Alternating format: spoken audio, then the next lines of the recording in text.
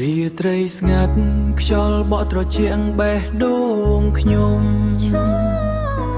ឈរមើលព្រះច័ន្ទស្រក់ទឹកភ្នែកមិនដឹងខ្លួន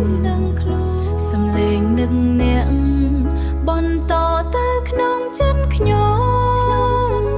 រាត្រីអាយកាខ្ញុំកេងមិនលួងតែយំនេះណា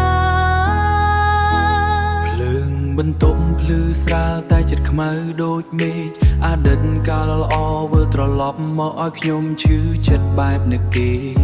ក្រែដែរកណ្ដែលតែខ្វះមនុស្សអ្នកនៅក្បែរនៅសល់តែការចងចាំដើរលេងក្នុងចិត្តដូចខ្យល់ស្ងាត់ទូស្ងាត់ទូរស័ព្ទនៅស្ងៀមគ្មានសារគ្មានសំឡេងហៅ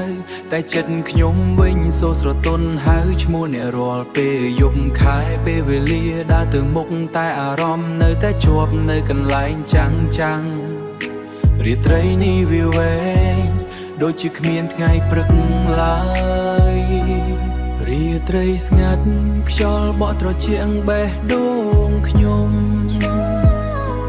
ឈរមើលព្រះច័ន្ទស្រក់ទឹកភ្នែកមិនដឹងខ្លួនសំឡេងនឹកអ្នកបន្តទៅក្នុងចិត្តខ្ញុំរាត្រីអាយកាខ្ញុំកេងមិនលួងតែយំនេះណាមើលព្រះច័ន្ទនឹងភ្លឺតែចិត្តខ្ញុំងងឹតខ្លាំងអង្គុយគិតម្នាក់ឯងស្ដាប់បទចាស់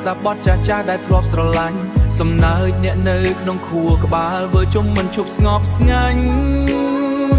តែជាស្ដាយនៅពេលនេះខ្ញុំឯកាឈឺចាប់ជាងរៃព្រោះចង់បានអ្នកមកវិញខ្ញុំសួរខ្លួនថាតើប៉ុណ្ណឹកអ្នកបានតើបេះដូងនេះនឹងជាសះស្បើយឬនៅតែបែកបាក់យូរទៀ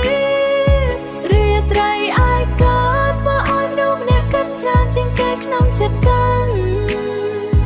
តែគេមិនលួងព្រោះការនឹកអ្នកនៅតែចងចាំក្នុងខួរខ្ញុំជានិច្ចរាត្រីស្ងាត់ខ្យល់បក់ត្រជាក់បេះដូងខ្ញុំឈរមើលព្រះច័ន្ទស្រក់ទឹកភ្នែកមិនដឹងខ្លួនរាត្រីឯកាយប់នេះខ្ញុំនឹកអ្នកខ្លាំងជាងមុន